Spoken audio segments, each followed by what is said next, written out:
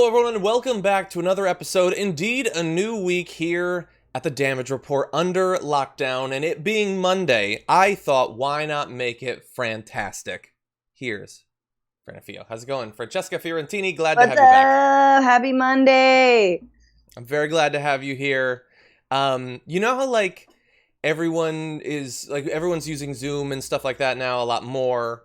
And I've heard of this. in line with that going up, people complaining about being on those sorts of calls is going up too. Yeah, they should like Skype in people to a web show they do, because that's enjoyable. Like we were talking before the show, and I loved it. You know, that's the sort of video we chat get I to want. subject everyone else to our jobs. Exactly, yeah.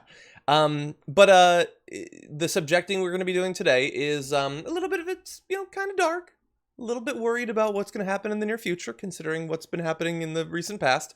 We do have some sad news in the comedy world, which came as a shock to Francesca, who had not been aware of it. But we're going to get to that in just a minute.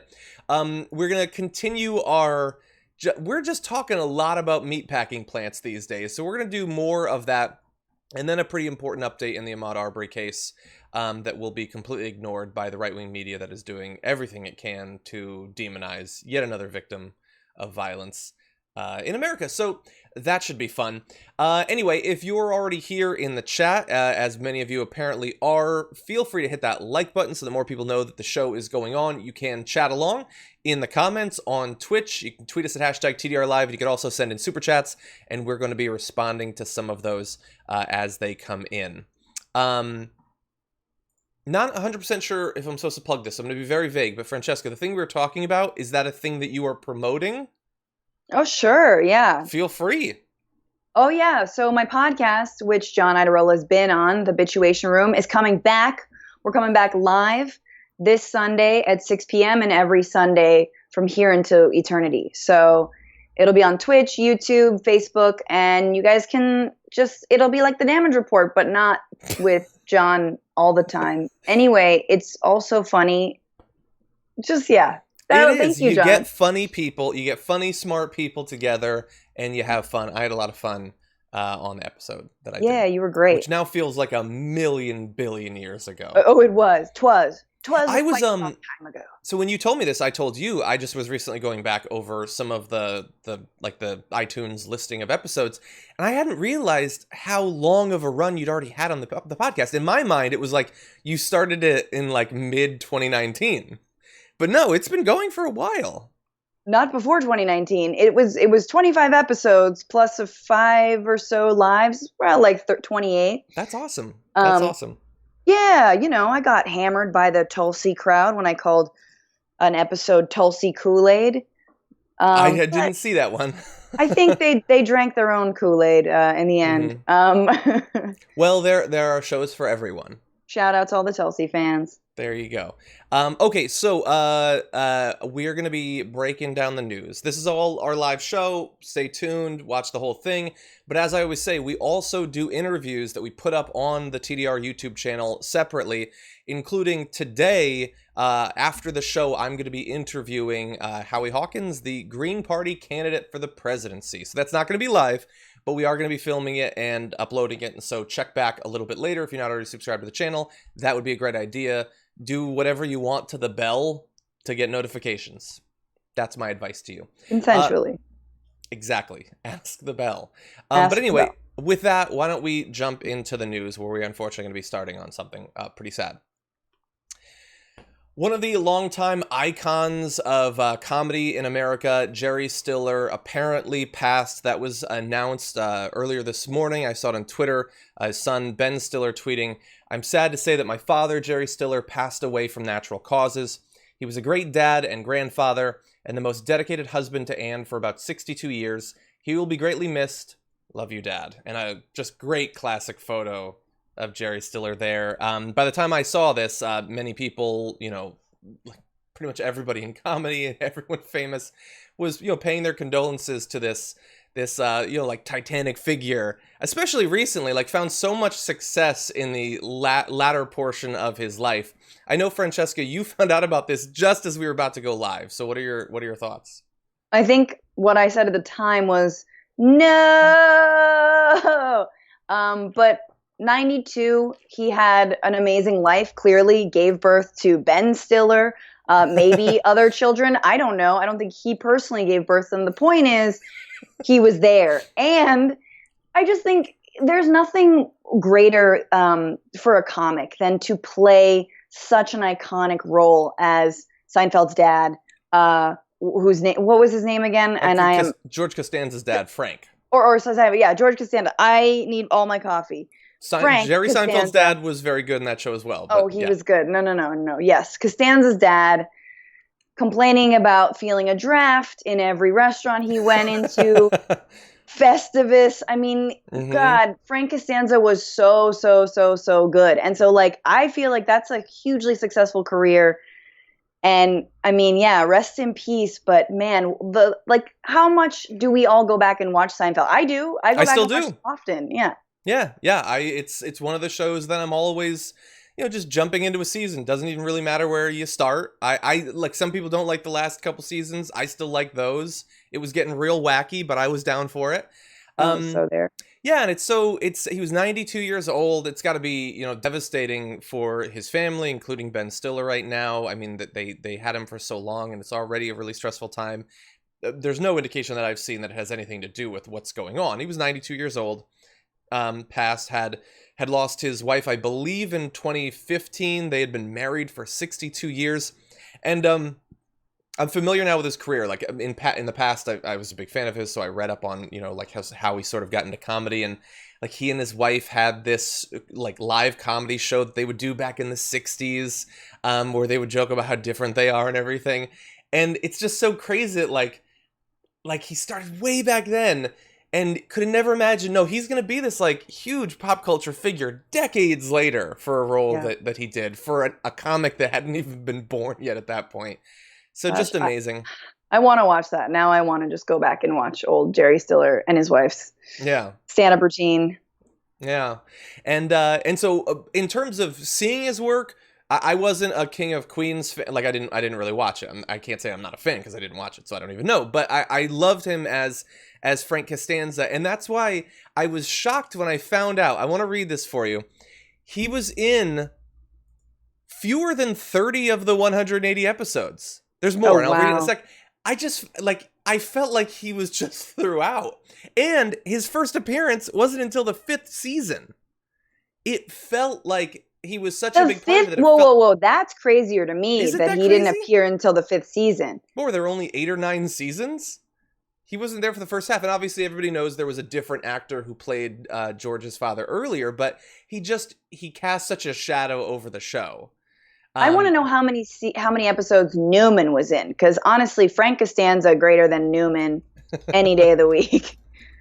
I'm gonna find out, because I think it's 46. Newman was in more. I'm shocked to find that out. I do love Newman though; he is great. Yeah, and so if you're not familiar with the character, just to give you an idea of who this character was. Frank Costanza was a classic sitcom eccentric whose many dubious accomplishments include marketing a brassiere for men and creating Festivus, a winter holiday for the rest of us, celebrated with tests of strength and other bizarre rituals. And, just because today he's passed, I think we're going to have to rule in his favor on the classic debate about whether that brassiere should have been called the bro or the manzier. It's manzier all the way. We're going to give this one to Jerry Stiller. Yeah. Sad. Yeah. So sad. Here's the other thing. I just really appreciate that he would, be talking perfectly normally and then start to yell like this. Like, that was, I am sorry, but that was the best part. Like, I think we should all incorporate that into our lives now. Mm-hmm. That he irrational anger. Just irrational anger. Yeah. We all have that. We do. Yeah, there's an episode where George is trying to be a bad boy and he tries pirating a movie, like filming it in the theater. And at the end, Frank has to get him out of prison or whatever. And Frank and Elaine have this conflict. It's one of the greatest moments of the series. Look it up. But anyway, I did want to let you know about one other thing. It's going around on Twitter right now, but Jerry Stiller and his wife, Anna, back in 1994, participated in an ad campaign to promote not like shoes or cereal or anything like that, but no, something much more worthwhile. Take a look at this. What's wrong, honey? I'm confused about Harry and Louise. You mean that worried couple on the insurance company's commercials? They're so confused about healthcare. And you're confused because they're confused. They keep saying there's gotta be a better way. There is. The single-payer system. Everyone is covered, you get full benefits, and you choose your own doctor. Harry and Louise, there is a better way. Yeah, that was back in 1994. Jerry Stiller was an ad for single-payer healthcare. How amazing is that? Such a G. Oh my God. Such a G. Oh, I feel like I'm gonna get emotional now. It's so sad. Yeah, it's really sad. He 92, it's a perfectly fine age to, peace out into the next lifetime. But wow, we're gonna miss him, and we need more Jerry Stillers. We do. I mean, I guess we got Ben. He's good too. Yeah. He's good. No, I like Ben. I know. I really do. I actually like him the best when he's directing and writing. Mm-hmm. Yeah. No, and he's been in so many classic movies and everything. Not everything holds up, perfectly well, but at the time, much appreciated. By the way, not to get the show even more down, considering we're going to be turning to sad news too, but every once in a while, this is going to be really depressing. But my wife, who acts and hosts and all that, we're very into movies, so like we take like watching the Oscars and the Golden Globes like super seriously and stuff like that. And they'll do those, and they'll have like the lifetime achievement thing where they'll bring a person up and show everything they've done over their life and everything. And every single time I watch one of those, I get depressed.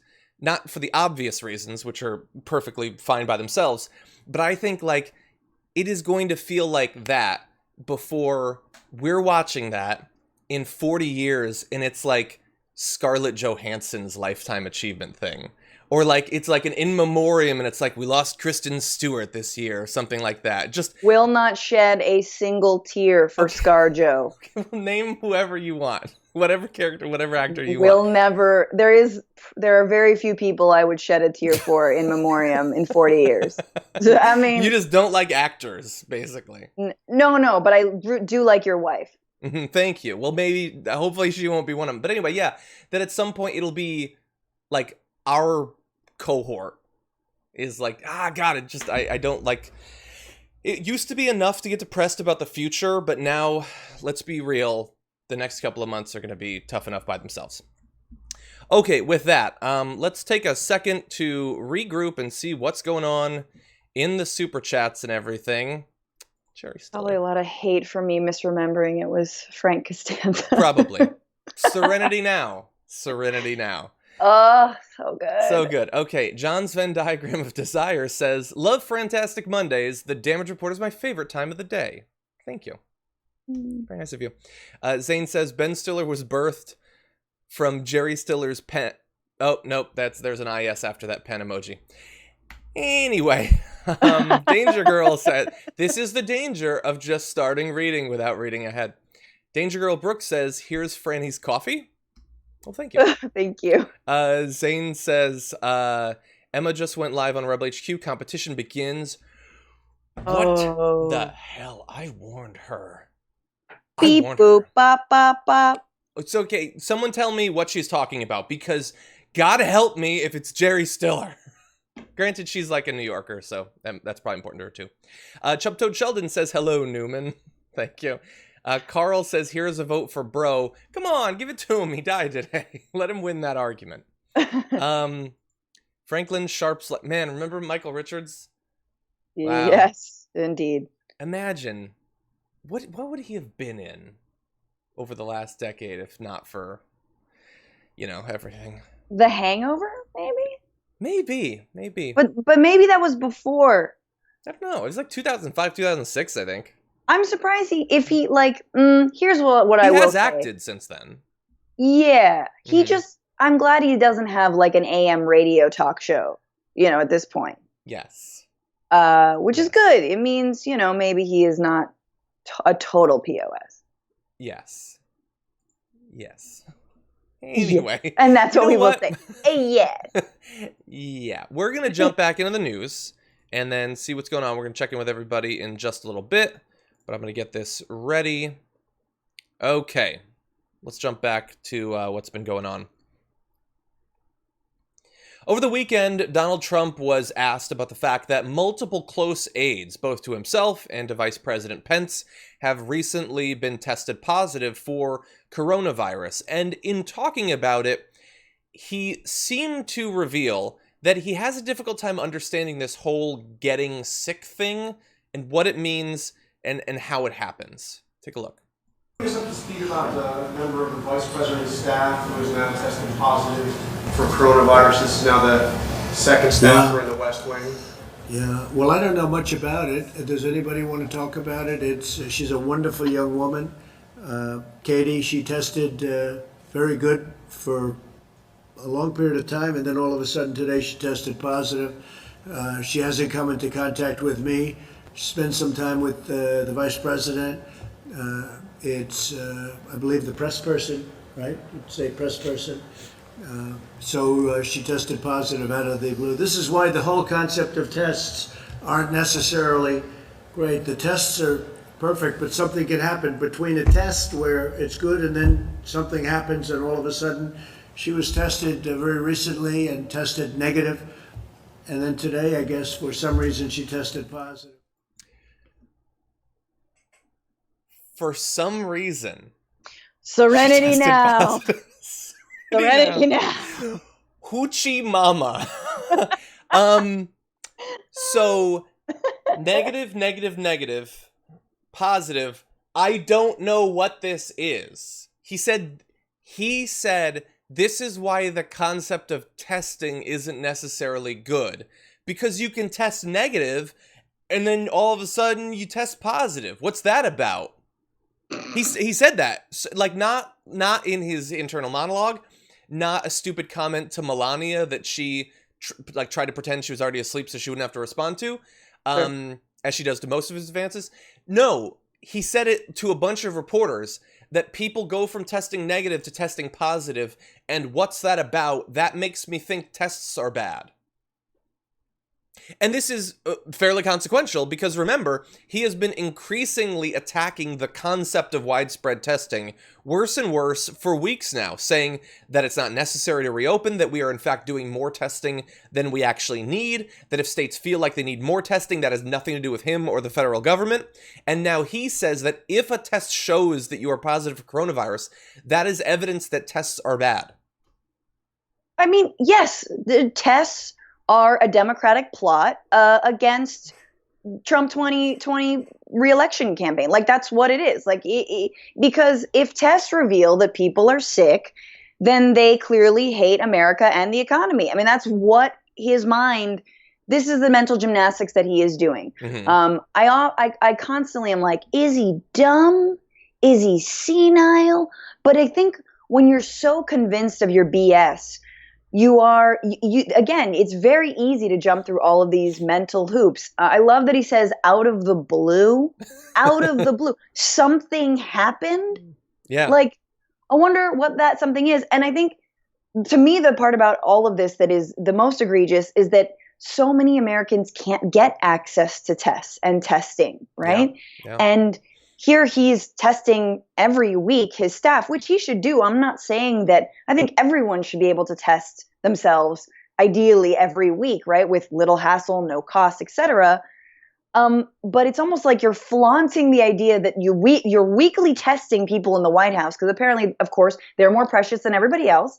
And then when she tests positive, throw the whole test thing out. Exactly. We don't want them anymore. We'll give them to us then. Yeah. And by the way, I see someone in the comments saying, well, some of these tests have a false positive rate, which, of course, yes, every test for a virus is going to have some percentage of false positives that it's going to report. And it is entirely possible that Katie Miller, voluntary wife of Stephen Miller, that she had a false positive. If that is true, though, he has given us no indication of that, and that does not appear to be what he's saying in this video. He doesn't say she tested positive and then further follow-up tests show that it was a false positive. He does not say that. He says out of the blue she's positive And then he just moves on to talking about other things. So, yes, we do have to worry about the possibility of false positives, but that does not appear to be what he is saying when he is so flabbergasted by the concept of someone testing positive for a virus. I can't wait to do contact tracing in the White House and discover that Trump has been the super spreader, infecting everyone. I mean, it is possible. And by the way, I know that he gets tested every week, and now people are saying he gets tested every day, but someone brought up, like, one of the tests, the swab tests, they stick a swab really far into your nasal cavity. If they did that to Trump once, do you think he's going to let them do it every day? A guy who, does he look like the sort of person that willingly experiences annoying or painful physical things? Oh, it's all, there's no more nerves up there because of all the Adderall that he snorts. That's potentially true. Okay, so really fast. The consequences of this could, of course, be that if an aide close to Vice President Pence was positive, and if it turns out that it wasn't a false positive, that he could have coronavirus as well. And so the president wanted to reassure Americans that Mike Pence is taking this very seriously. Mike knows about it, and Mike has done what he has to do. I think he is on an airplane going to some faraway place, but you'll be able to ask him later on. But they've taken all of the necessary precautions. Okay, so there he says they have taken all of the necessary precautions. So I wanted to see what are these necessary precautions, and apparently as of this morning, Vice President Mike Pence is not planning to enter self-quarantine after his press secretary tested positive for coronavirus and plans to be at the White House on Monday. And we already know, not a big fan of wearing masks, Mike Pence. So all of those precautions, I don't know what those are. And by the way, I love him saying he's on a plane flying somewhere very far away. Yeah, very far. Are you a child in 1950? What are you talking about? An aeroplane. Yeah, anyway, so taking it seriously but not doing anything about it. I mean, all of this, I mean, I don't really know what the end game is for them personally, right? Like, even Ted Cruz came out in a mask as he was like lauding the hairdresser who defied stay-at-home orders and, like modeling his disgusting new haircut. But at least most of his face was covered. So that was like, I could eat and watch it at the same time. But like, even he's wearing a face covering because he knows that he could potentially be infected and or infect someone else. I don't know, like, what are Trump and Pence? Are they just playing like a game of chicken, and then the last one to get COVID, is a wuss? Like, what's going on? I don't know. But what I do know is that multiple people, obviously, we talked about at the end of last week, someone close to Trump, the valet, and now the press secretary for Pence have tested positive for it. And they say that, they're getting tested now every day as a precaution, and some people around Trump now, Secret Service is wearing masks. I would have thought that they would have been before. But when they say these things about the precautions they're taking, how seriously they're taking it, why would we trust them? Like, he always says that he wasn't near these people, even when photographic evidence comes out that he was. Like, he is so much more concerned about presenting this fake image of strength in the face of the disease that I wouldn't trust anything that he says about it. He doesn't take it seriously for us. I don't know that he is for Trump him. Has ever washed his hands. Ever. Ever washed his hands. No, seriously. Wiped. He's wiped his hands. Uh-huh. Never washed. You mean dry wiping? Just wiping, pants, napkin, McDonald's napkins, goes through them. Just like clear cuts a whole forest of McDonald's napkins. It's been a while since we've had a vote in the chat. Vote 1 in the chat if you think Francesca's right. He's never washed his hands. 2 if you think every once in a while he cleans himself up a little bit. Anyway, okay, so we have another aspect of this we need to turn to. I'm going to need to stop this video from playing because I knew as soon as I went to that scene it was going to start happening. So as those votes roll in, let's turn to the next aspect of this. We know that long-term, the real solution to the pandemic that we're experiencing right now is a vaccine, with the problem being that it's going to take quite a while for one to be developed and tested and then eventually made available, hopefully at an affordable price.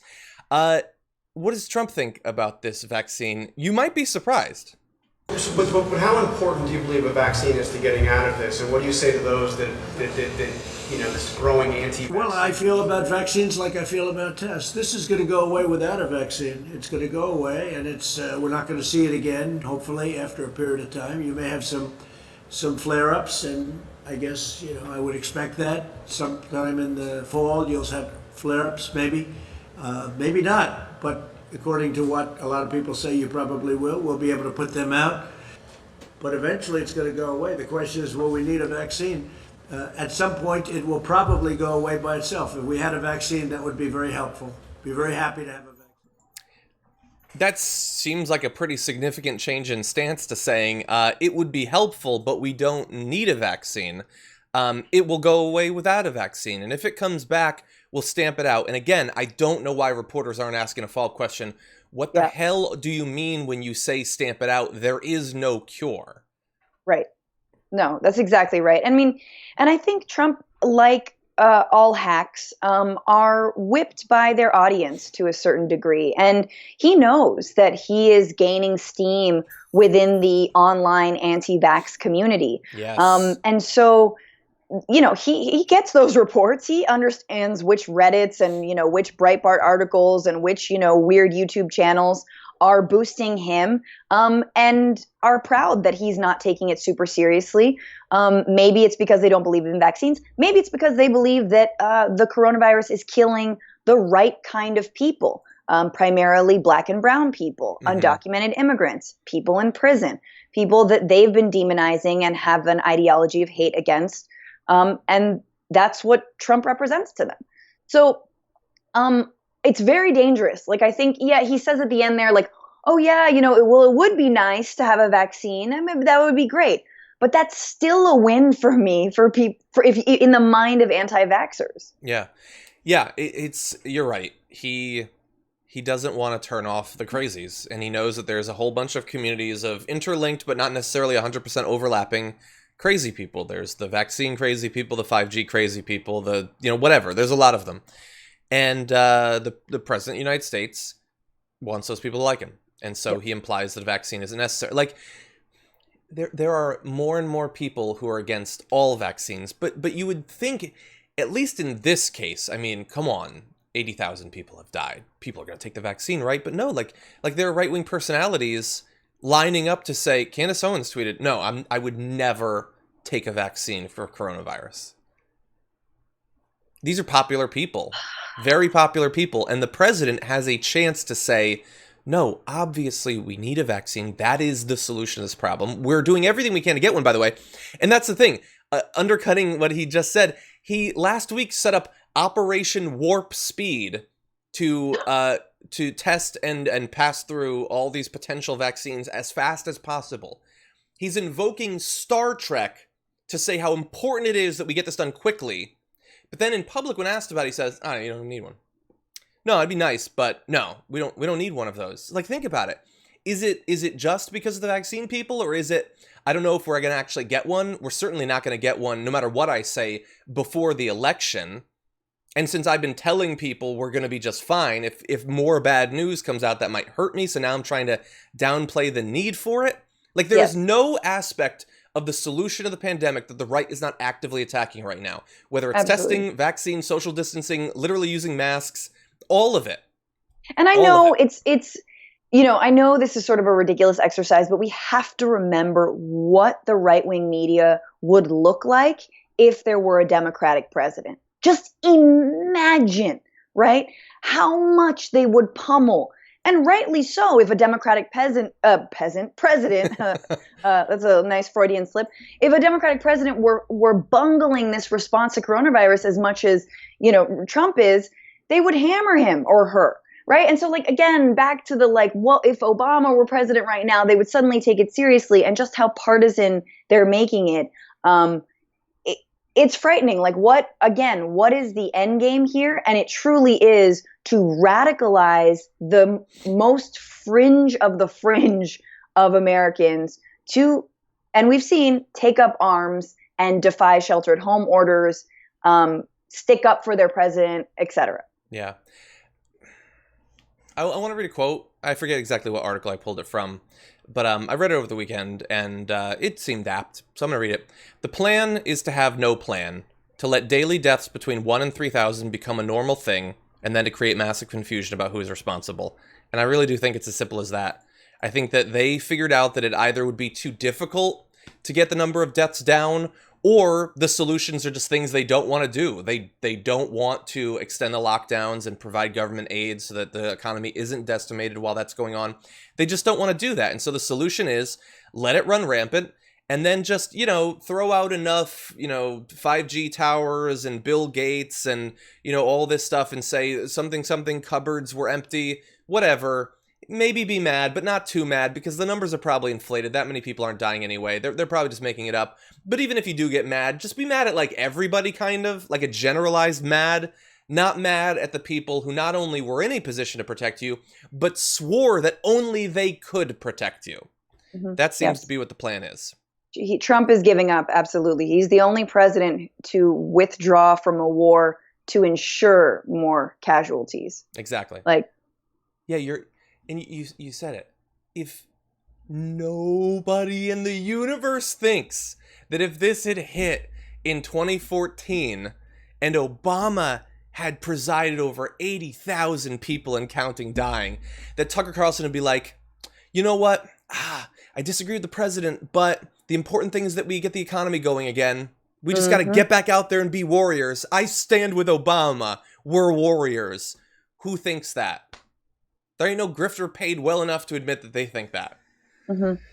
Anyway. No, and the real thing is, and I just want to say, and you've talked about this, we've talked about this, but if you don't have mass testing, which we don't, if you don't have a vaccine, which we don't, what you need is for people to stay at home. And that means you need economic compensation. You need better unemployment benefits. You need more than a $1,200 one-time stimulus check. And you need more of that immediately and consistently. And I know there has been a bill, introduced by Bernie Sanders and Kamala Harris to give Americans $2,000 a month, which absolutely at the minimum we should all be receiving because of this. And I think it's fine to prioritize frontline workers or prioritize people who are out of work. Yes. But that's the thing. They're basically saying, no, we're not willing to do what it takes to support Americans in order for all of us to keep our lives. Yeah. So that's what it is. It's not that we have to sacrifice our lives to the economy. It's that you're not willing to sacrifice your tax breaks so that we have a fighting chance.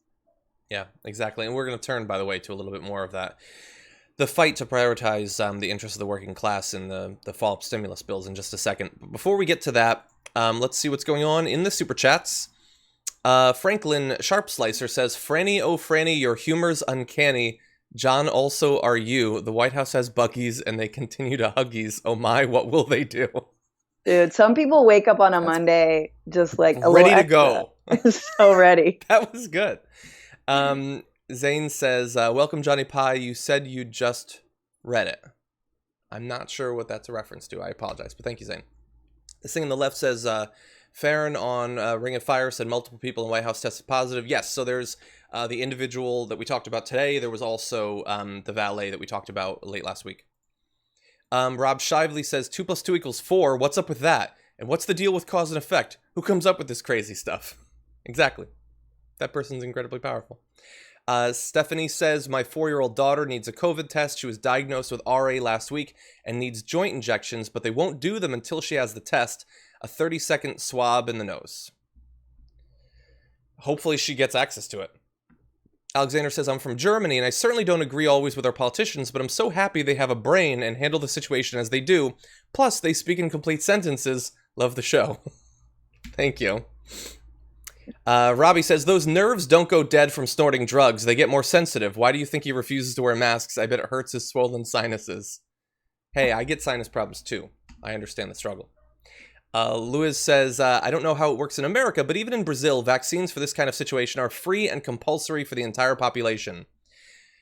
I don't think they'll be free here because, I saw an article. It was some company that's developing a vaccine for it, and they were like, the question now is, will they price it for maximum consumption or price it so that they get more in profit? It was a Reuters headline, and I was like, I think I know. I think I know what direction they're going to go in. And it's definitely not going to be compulsory because the right-wingers are terrified of the people they've trained to be insane. Anyway, okay, with that, why don't we jump back into a little bit more on coronavirus? And that will involve this video. I just saw an interview with Senator Lamar Alexander, who was asked about, the pressure on the federal government in its upcoming legislation to provide more aid to the people who've suffered economically during the pandemic and the lockdowns. And at least according to him, I would not get your hopes up. There's not enough money to help everybody hurt when you shut down the government. So the only solution is test, trace, isolate, treatments, and vaccines. So the fast track on testing is the only solution to this. So we have to reopen the economy. We have to do it carefully. We have to let people go back to work and earn a living. And I don't see us being able to appropriate much more money to help provide a counter to that. Okay, so no, there's just not enough money. And by the way, he says the things that we should do, testing and contact tracing, all of that, those are good. Yeah, do those.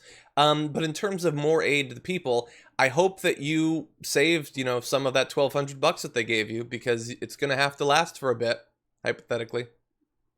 I mean, this is the thing, though. It's like, y'all are need to come up with a solution. And again, if you don't have tests and you don't have a vaccine, then guess what, homies? You're going to have to provide more money. And you're going to have to provide it to people. So once again, Carnival Cruises back on. They're going to open in August. They've got great rates, and people are buying tickets. I don't know why, but businesses are getting bailouts. Medium-sized businesses to large business corporations that didn't even need it. And word on the street from the next bailout package or the next stimulus package, that's going to include tax breaks. Because of course, Republicans are going to try, as they already have done with the last few rounds of stimulus budgets, to make as much money for themselves and to their shareholders and to, millionaires who have increased their wealth in these months. Yeah, 100%. Has Lamar Alexander ever said there's just not enough money for the military or for tax cuts or for, assisting businesses, for instance? After all, they handed trillions of dollars in stimulus to big businesses. Super blasé. It was just casual. It took them a week to put together a bill to hand over trillions of dollars. And they're like, Steve Mnuchin will take care of the details. I trust that guy. But aid to the actual workers, no. And what makes it so insulting is it would be one thing if it was just, we don't care about the workers. We're just not interested. We're not going to help them. But we're not interested in them. We're not going to help them. But at the same time, we're going to use pretend concern for their economic situation as the argument for why we need to forcibly send people back to work ASAP. That's what they do. They say it's because people are suffering and people have lost their jobs, so we have to reopen right now, even if the states that we're reopening haven't met even the White House's low threshold for dips in cases and all of that. We have to go back because people are suffering. What? Help the people? No, can't possibly do that. There's not money for that. That's what's so insulting about this, is that there is this fake dichotomy between staying shut down forever, opening up forcefully, as if the government can't get involved in helping people to get by an extended lockdown without losing their house, losing everything, basically going bankrupt, all of that. It's just fake, and I hate that the media has been complicit in helping to sustain that false dichotomy. Yeah, I mean, and I think it's also a time, whether Republicans like it or not, all of this is going to backfire on them, and Democrats too, right? Because I think workers are developing a lot of class consciousness right now. They understand that when they're being asked to go back to work and put their lives at risk, they're going back to make their bosses more money. They're going back to make millionaires more and more millions, billionaires more and more billions, okay? They're not just going back for themselves. I mean, these are people who've been asking for raises for years now. So what are we really talking about? So actually, I mean, I think they're politicizing the hell out of the working class. I don't think it's a good thing, right? But I think where we're headed could be something like a renewed labor movement, which I think is really necessary. Yeah, 100%. A little bit more on this because we are expecting that eventually Congress is going to come back into session and try to put together something. But again, hopes should probably be kept at a low level. Larry Kudlow, President Donald Trump's top economic advisor, said on Friday that formal negotiations with Congress over the next COVID-19 stimulus package have been suspended, even as other White House officials predict the U.S. unemployment rate could surpass 20% by next month. One of the reasons that probably hasn't deterred them from suspending the negotiations is that hurts the working class. It doesn't hurt them. And in fact, they'd be perfectly fine with a lot more people out of work, because then once they start rehiring, people are going to be desperate. They can pay them less benefits, all of that. And bear in mind, under the CARES Act, which Trump signed into law in March, expanded unemployment benefits are set to expire by July 31st without additional action from Congress. Oh, and I'm sure that action's coming. I bet Republicans just can't wait to extend those unemployment benefits. And after I acknowledged this on Twitter over the weekend, the thing that has angered the right wing the most since the very beginning of this was when they discovered that some people would temporarily make more money on unemployment than they'd made working. That got them more fired up than anything else since the beginning of this. No, they hate that. They hate when individuals leech off the system, but if corporations do it, it's all good. You want to see something that might make you mad, though? This is a Bloomberg tweet. It's to an article, and the tweet is, let me bring this up. Republicans say the U.S. deficit is becoming problematic. But then even better, down below, it's GOP rekindles deficit concerns, adding snag to talks on aid. It's like an old flame. 15. What's that? I said, eat a pen 15. Exactly.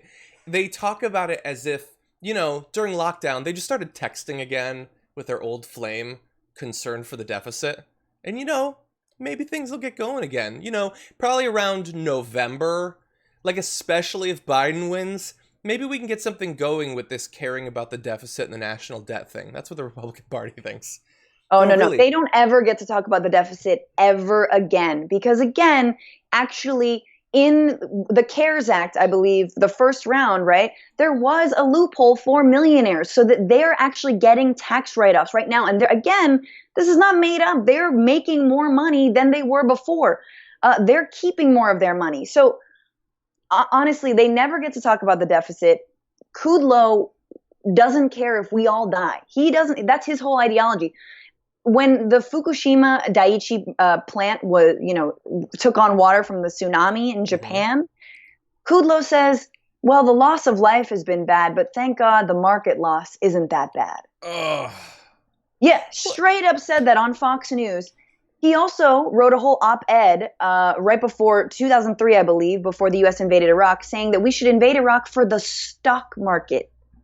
I mean, everyone was saying we need oil, et cetera, but they had the decency to, cover it up with, you got to topple a dictator and weapons of mass destruction. No, Kudlow just went right to it. These are the people who are advising this president. There are no more dirtbags left. Well, I'm so glad that you threw back to that. It's sort of similar, but I think it was Wilbur Ross. As Asia was getting decimated by coronavirus and it hadn't yet come here, or at least we didn't know about it because we weren't testing. He said, well, one of the side effects is that some of the jobs will come back to America. Yeah, it did turn out to be a great stimulus for job creation in the end. These are the best economic minds that they have.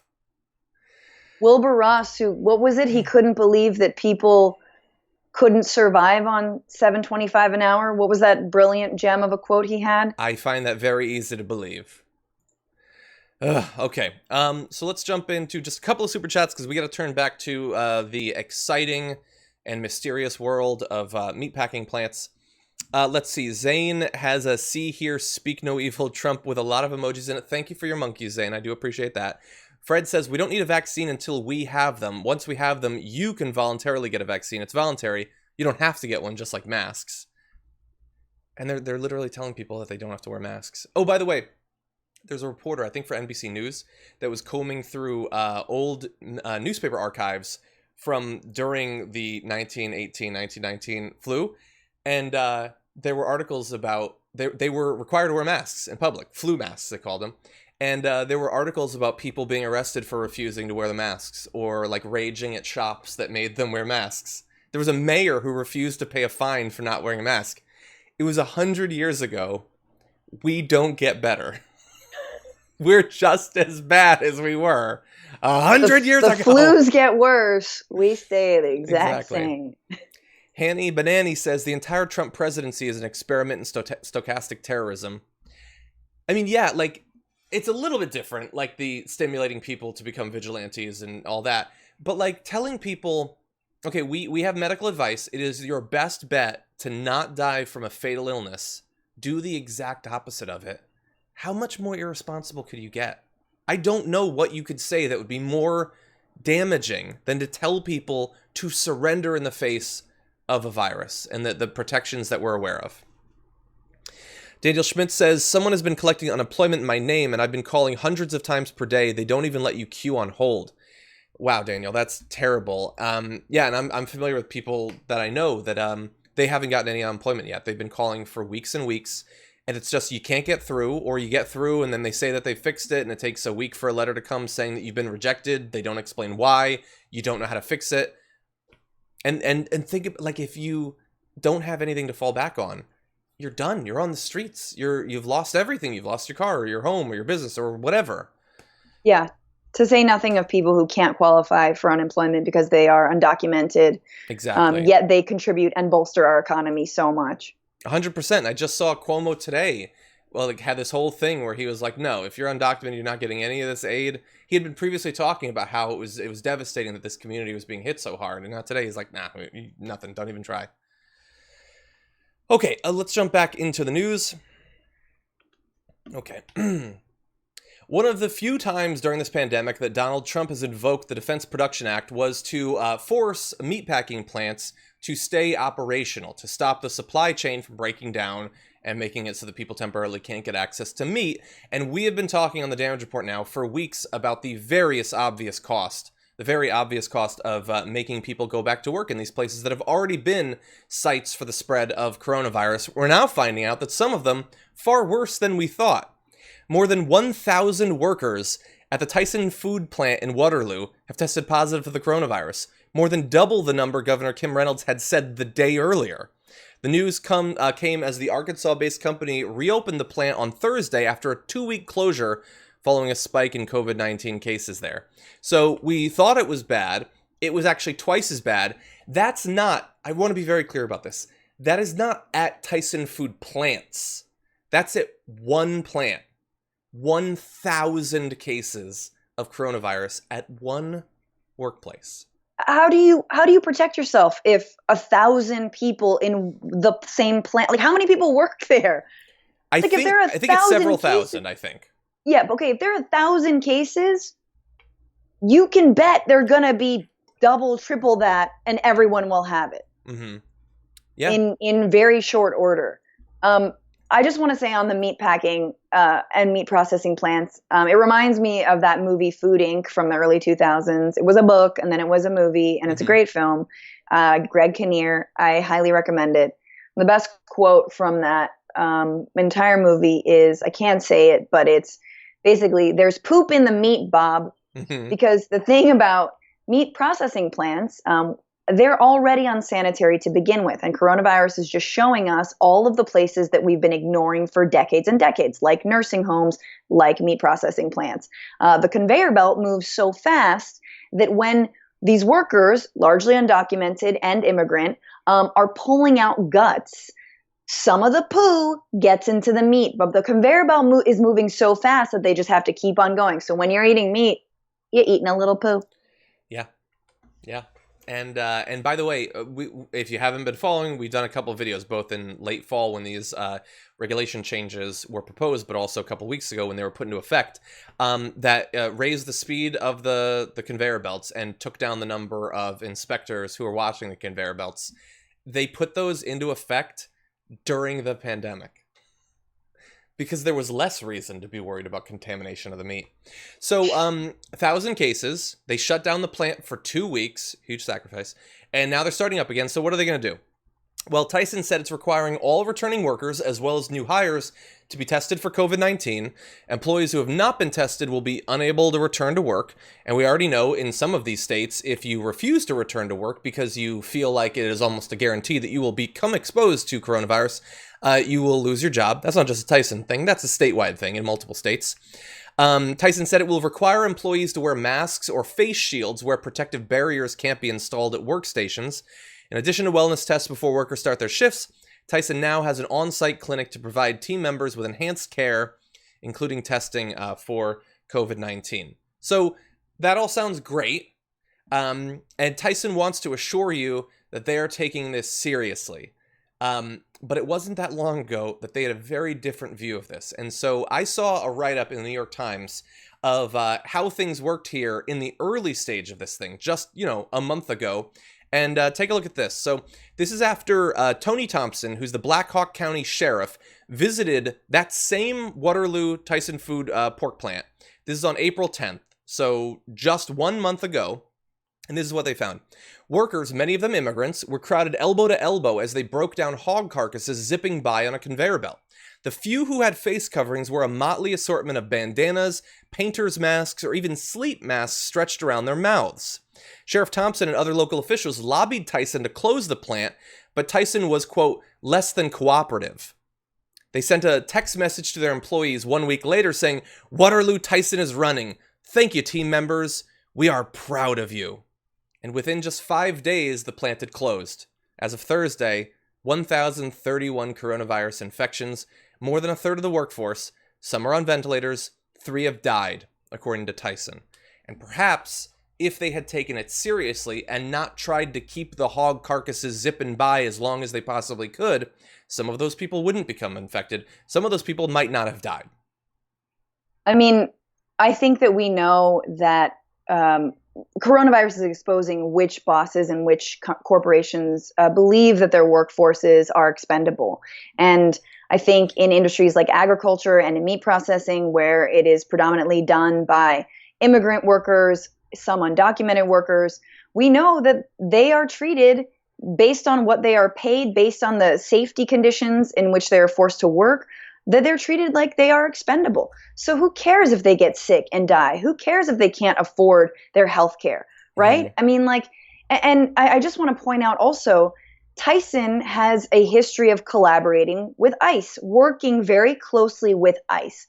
Now, they've been working since 2011, arguably before ICE was super militarized, of course, although deportations increased under Obama.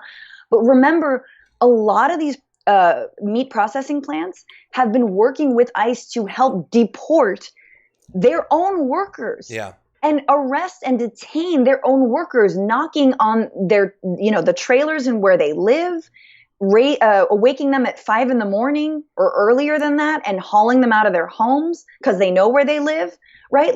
This is how they've always treated their workforce. And now we're seeing that, directly, they don't care about their lives. Exactly. And I don't know, for any individual person watching this, I am hoping that one of two things will convince you to take this seriously. Either a sense of empathy for the workers at these plants who Tyson's saying they're going to be more watchful for, more protective of, but we know what they were doing just 3 or 4 weeks ago. Either you care about them, or if not for them, you don't think that this is going to contribute to the spread of coronavirus? That if hair and nails and feces were getting by before, that you don't think some coronavirus is going to spread? That one plant apparently contributes 4% of the total pork being sent around the country. All over the country, by the way. You don't think that they're going to miss some?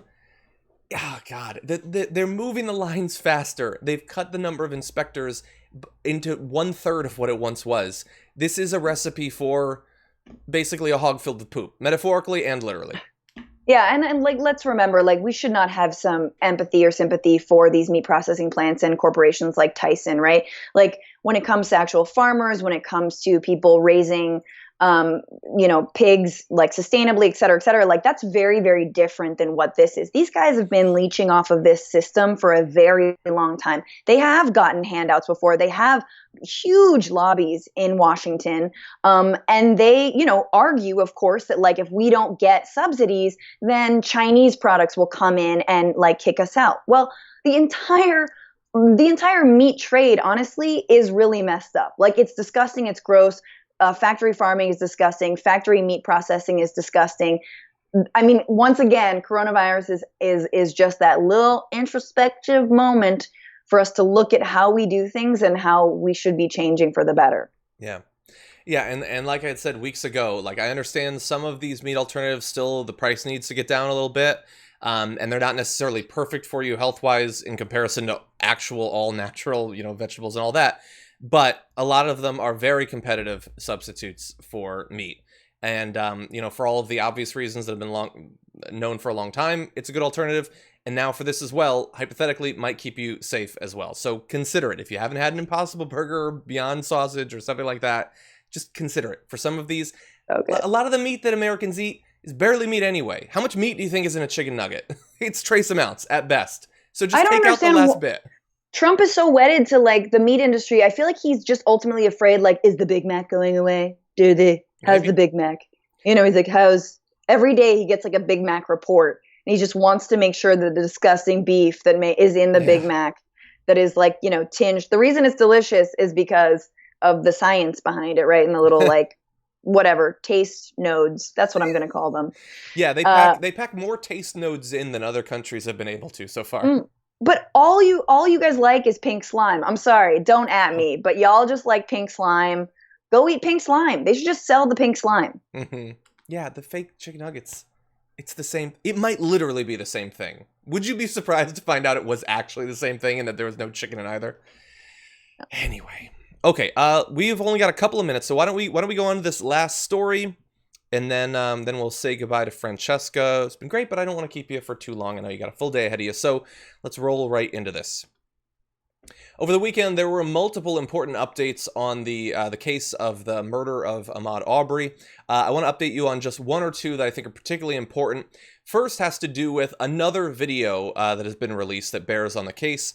The Atlanta Journal-Constitution published surveillance footage on Saturday that shows a figure entering a house under construction that day shortly before the shooting, lingering for a few minutes, and then jogging toward the location where the three men later confronted Ahmaud Arbery. And, when that video came out that showed that he had someone, we don't know for sure, it's believed that it was possibly him, had walked into this building under construction, looked around for a couple of minutes, and then left. It is amazing the extent to which that seemed to, for many on the right, confirm, oh yeah, no, his murder was totally justified. And that is what I saw from them. For reasonable people, I saw a lot of people responding with, yeah, I've looked at buildings under construction, I've poked my head in. When I was a kid, we used to sneak into abandoned houses and houses that were being built. It was cool. That's what we used to do. I was never murdered over it. If I had been, it would have been considered a tragedy by everyone. For some reason, this one isn't. But anyway, we have a little bit more on this, but Francesca, what do you think about the new video that was released? Yeah, I mean, once again, it's just jogging while black. It's doing anything that if you were not a black person in America, you would not be brutalized. No one would think anything of it. No one would, you can't even go into a market without being followed around, or a retail store without being followed around in this country. You can't play loud music. It's just add to the list. Mm-hmm. And like half the reason people walk around neighborhoods is to look at the construction building. I want to look at homes. I want to see what are they building? Ooh, wow. Ooh, like that's very, very normal. And it's all just an excuse. It's total BS. Like obviously I think if it means nothing. Oh, so there was a surveillance video of maybe him looking at a construction site. Who cares? He should have never been killed. 100%. It shows no illegal activity. And again, as I've said from the beginning, even if it did, it would not justify a couple of whack jobs driving out and murdering someone. So really fast, I want to give you a statement from, this is Lee Merritt, Arbery family attorney put out a statement after the video came out saying he engaged in no legal activity and remained for only a brief period. Ahmaud did not take anything from the construction site. He did not cause any damage to the property. And importantly, Larry English, the man who owns the house under construction, told the Washington Post that the structure was not robbed. And he went on to say, "It's completely wrong. I've never had a police report or anything stolen from my property or any kind of robbery." And he went on to say, "I don't think anyone should ever have to lose a child. It's not supposed to be that way." And he, felt for the family for what ended up happening and doesn't like being used by the right wing in its attempt to once again justify the unjustifiable. I wonder if they'll reach out for an interview with him. Yeah, exactly. Yeah, Breitbart is they really want his opinion. Yeah, when the first video was released last week, I forget exactly who was on. It might have been Em at the time, but we said, it seems impossible. Like, you're looking at the video, how could they do the thing that they always do?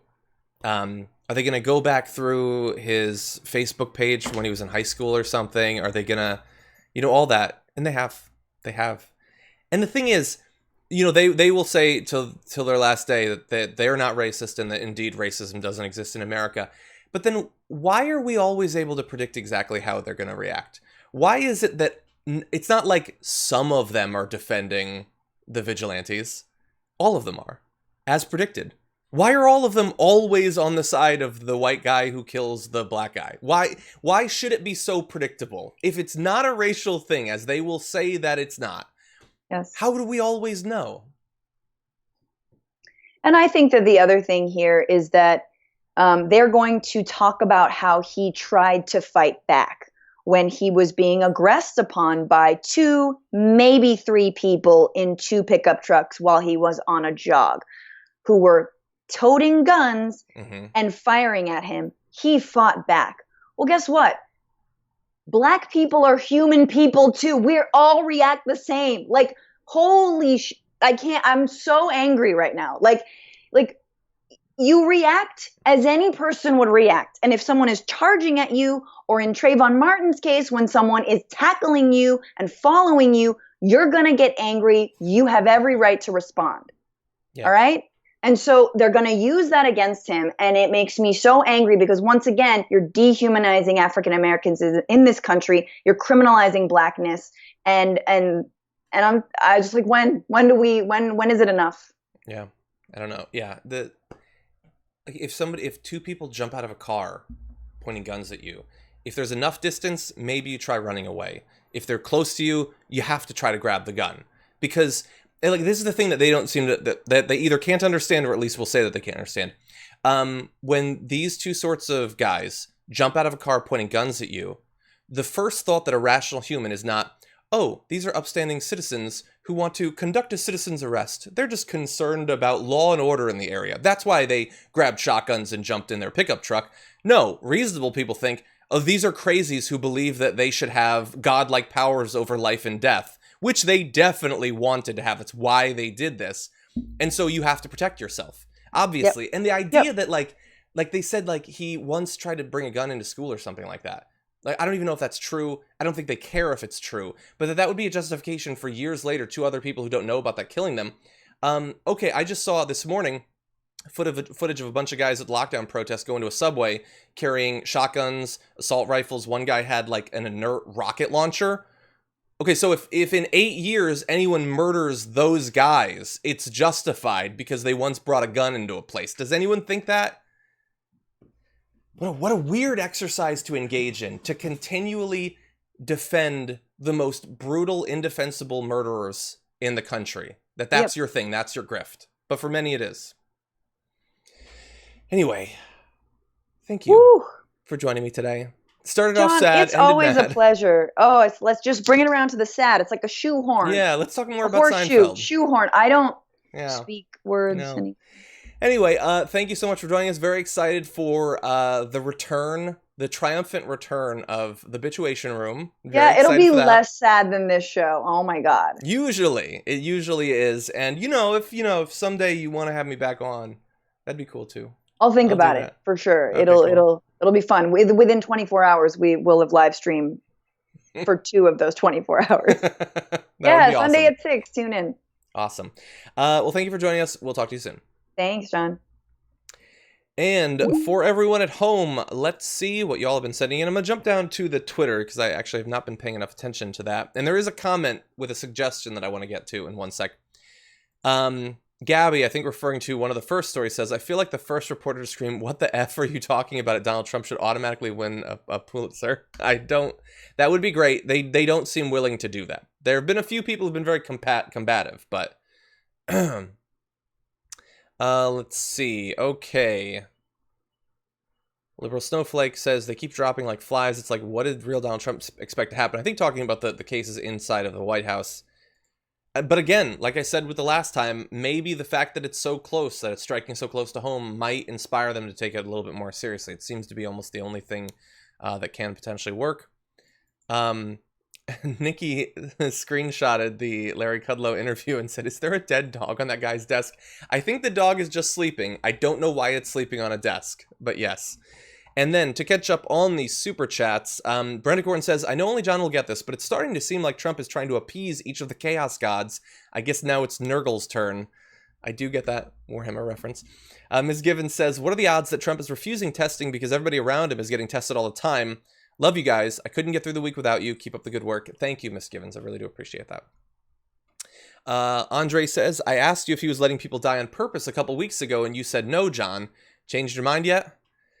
Look, I still think it's more of a shockingly cruel willingness as opposed to a purposeful. The end result is the same, though. And so I will defer to you on this. Lily Umper says, "The fact that Congress is suspended during a pandemic is just disgusting, and that they don't seem to particularly care." Carrie says, "Not going to Warrior today, not tomorrow either." I think talking about the argument for just sending people back. Zane says, "Like kindling to start the fires of the economy." Yeah, the working class is being used as that kindling. Brenda Gordon says, "How did Wilbur Ross stay awake long enough to speak?" They jolt him with the paddles and then get a couple sentences out of him. The Progressive Linguist says, Ring of Fire reported 11 plus COVID cases among White House staff. I hadn't seen that as of when I went live, but we will certainly look into that, and I would not be surprised that it spread. It is a very contagious and transmissible illness. Ed says, "Simple solution, the Patriots' COVID tax of the rich and corporations to fund the UBI, plus cut military budget and claw back the Wall Street bailout." You will get none of those, Ed. None of them.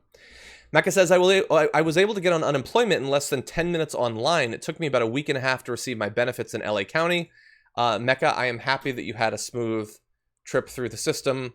Many people are not experiencing anything like that.